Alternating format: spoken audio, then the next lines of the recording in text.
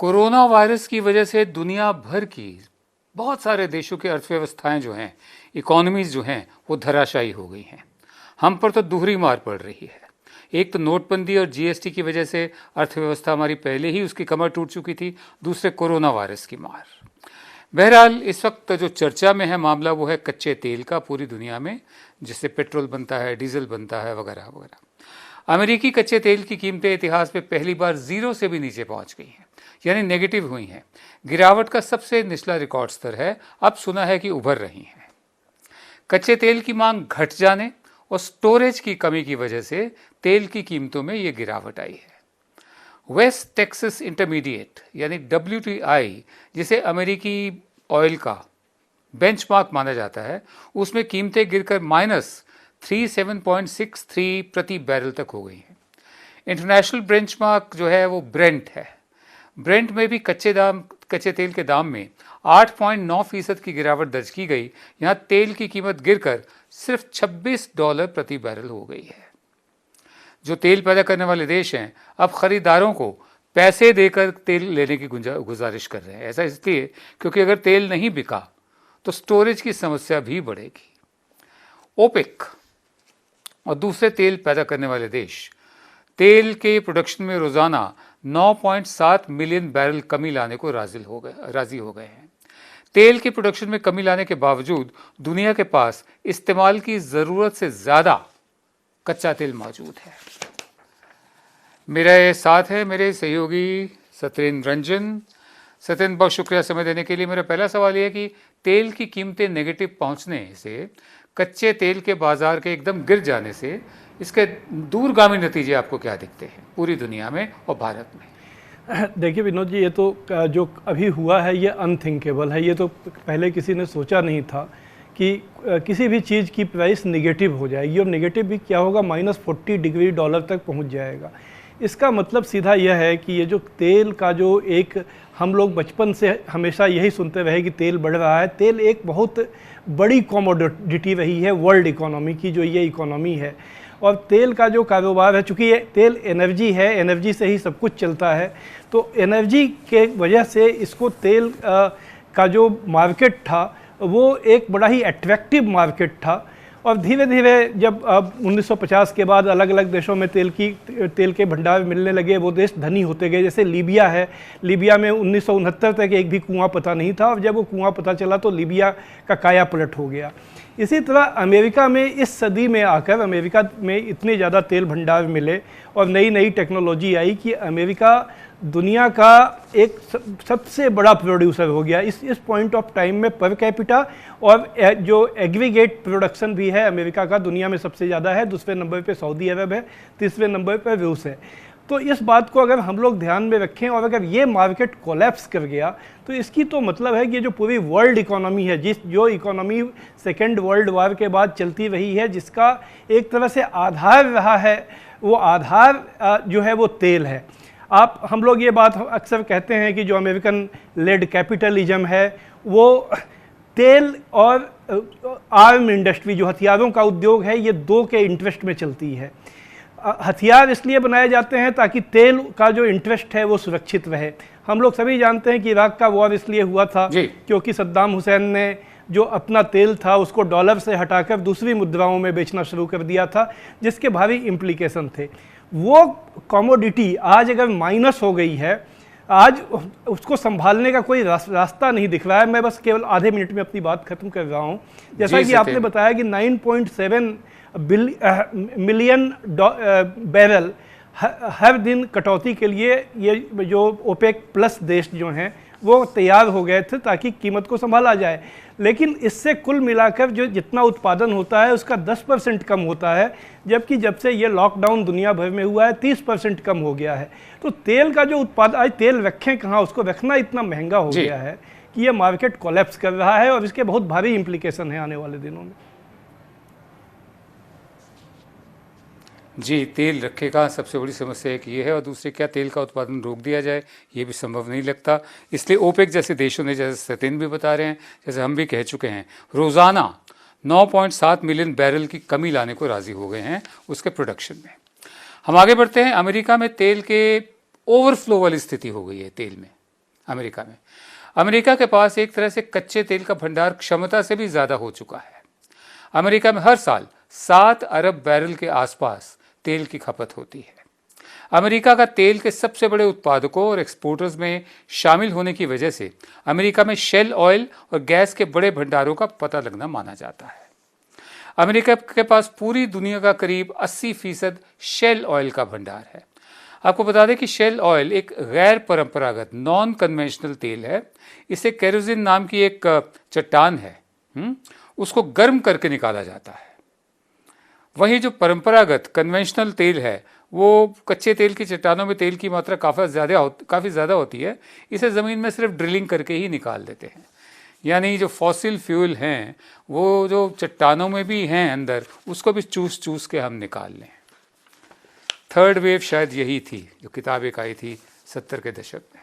बहरहाल सत्येंद्र जी, मेरा दूसरा सवाल आपसे ये है, लॉकडाउन खुलने में लंबा वक्त लगेगा, ऐसे में तेल के खेल का अमेरिकी अर्थव्यवस्था पर कितना असर पड़ेगा और क्या हालात सामान्य होने के इंतज़ार में तेल के उत्पादन को जारी रखकर इसे स्टोर करते रहना सही अप्रोच है?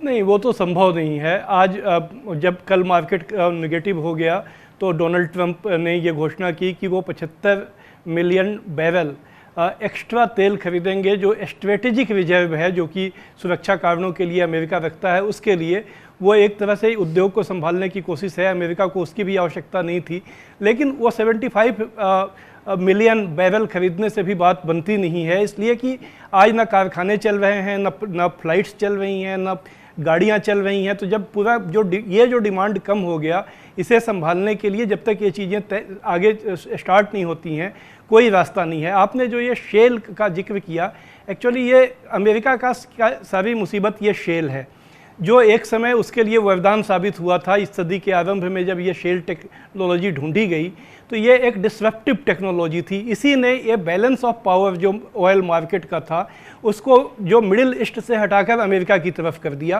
क्योंकि जो पहले जितने जो तेल कुएँ थे वो मिडिल ईस्ट या रूस या ऐसे वेनेजुएला जैसे देशों में थे। लेकिन शेल एक नई टेक्नोलॉजी आ गई। ये टेक्नोलॉजी ऐसी है जो चट्टानों से निकाली जाती है, जैसा कि आपने बताया, ये बाकी और किसी के पास ये भंडार नहीं है। तो ये शेल से अमेरिका के पास एक ऐसी चीज़, एक ऐसी समृद्धि, एक ऐसी ताकत आ गई जो किसी के पास नहीं था। लेकिन यह टेक्नोलॉजी अभी महंगी है। इससे तेल निकालने में कम से कम $45 to $50 पर बैरल खर्च आता है। अगर तेल का भाव इससे कम होगा तो ये जो शेल का जो उत्पादन है वो वायबल नहीं होता है। इसीलिए सऊदी अरेबिया और जो दूसरे देश हैं, उन्होंने जानबूझकर 2014 में अब तेल के मार्केट को गिरा दिया था, ताकि अमेरिका का जो शेल कारोबार है वो अनवायबल हो जाए, और वो हो भी गया था। उसमें काफ़ी धीमापन आ गया था। अब स्थिति ये है कि जो पहले का जो तेल निकलता था उसी का मार्केट नहीं है, तो शेल के लिए क्या मार्केट होगा? आज ऐसी खबरें हैं कि अमेरिका की जो कंपनियां हैं, शेल पेट्रोलियम की जो कंपनियां हैं, वो सब दिवालिया होने के कगार पे पहुंच गई हैं। वो कई कंपनियां, तकरीबन 500-550 कंपनियां ऐसी हैं जो अगले महीने तक अपना दिवालिया फाइल का जो वो बैंकरप्सी का जो पिटीशन होता है वो फाइल करने की तैयारी कर रही हैं। जी, बहरहाल इतना है कि इस वक्त तेल तो बहुत ज़्यादा है, लेकिन ना गाड़ियाँ चल रही हैं, ना फ्लाइट्स उड़ रही हैं, ना समुद्री जहाज़ चल रहे हैं। जहाँ जहाँ तेल की ज़रूरत है वो धंधे बंद हैं। ये कुदरत का अपना एक करिश्मा कह लीजिए, इंटरवेंशन कह लीजिए। देखते हैं इसका असर आगे क्या होता है। हम आगे बढ़ते हैं। लॉकडाउन की वजह से भारत में भी जो तेल की खपत है वो कम हो गई है। मंगलवार को नेशनल स्टॉक एक्सचेंज में हमारी जो एक नवरत्न कंपनी है ONGC और ऑयल इंडिया लिमिटेड यानी ऑयल के शेयर में करीब 5% की गिरावट दर्ज की गई। ONGC ने पिछले महीने सरकार को खत लिखकर तेल की कीमत प्रति बैरल $45 से कम होने पर ऑयल सेस को ख़त्म करने की मांग की थी। वहीं भारत जो तेल आयात करता है, हम इंपोर्ट करते हैं तेल, उसमें करीब 80% हिस्सा तेल पैदा करने वाले देशों के संगठन यानी ओपेक का होता है। ऐसे में अगर तेल के दाम कम होने से गल्फ़ कंट्रीज जो हमारी हैं उनकी हालत ख़राब होती है तो भारत पर भी असर पड़ेगा। गल्फ़ कंट्रीज़ में करीब 80 लाख से 1 या सवा करोड़ लोग भारतीय काम करते हैं, जो हर साल करीब $50 अरब की रकम भारत भेजते हैं। जानकारों के मुताबिक कच्चे तेल सस्ता होने का भारत को थोड़ा फायदा हो सकता है। डॉलर में कीमत चुकानी पड़ती है हमें, तो कच्चे तेल की कीमतों में गिरावट से भारत के फॉरेन एक्सचेंज रिजर्व्स को ज़्यादा कीमत नहीं चुकानी पड़ेगी, बल्कि थोड़े बढ़ेंगे वो। भारत स्टोरेज की क्षमता बढ़ाकर मौके का फ़ायदा भी उठा सकता है, लेकिन इतना तय है कि वो जो मॉडल रहा है अर्थव्यवस्था का, जो फॉसिल फ्यूल्स पर निर्भर रहा है, चाहे वो तेल हो चाहे वो कोयला हो, आने वाले सालों में चलेगा, जिससे पॉल्यूशन भी बढ़ता है, जिससे धरती की हालत भी ख़राब होती है। देखना यह है कि अर्थव्यवस्था लोगों में इतनी परचेजिंग पावर रखती है या नहीं रखती कि तेल उस हिसाब से खर्च किया जा सके जैसे अभी तक किया जाता है।